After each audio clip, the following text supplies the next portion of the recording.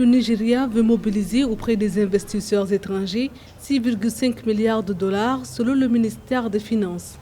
Le pays a entamé de nouvelles négociations avec la Banque mondiale qui prévoit d'étudier la demande du pays en conseil d'administration le 6 août 2020, alors que des discussions ont également démarré avec la Banque africaine d'import-export Afreximbank pour obtenir un financement. Les 6,5 milliards de dollars que le Nigeria est actuellement en train de négocier, déjà ils ne pourront pas les obtenir totalement parce que au niveau des bailleurs de fonds multilatéraux, il y a un ensemble d'indicateurs qu'on prend en compte quand on veut donner une certaine quantité d'argent à un pays.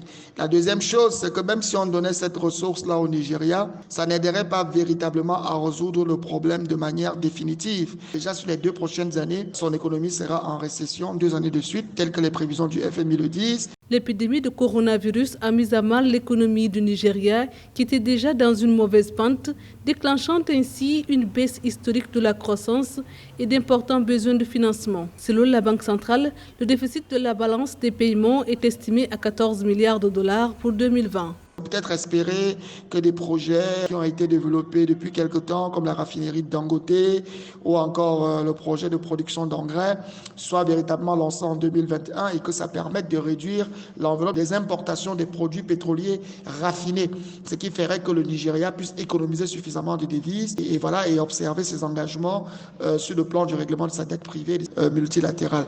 En avril, le Fonds monétaire international a approuvé 3,4 milliards de dollars d'aide financière d'urgence au Nigeria.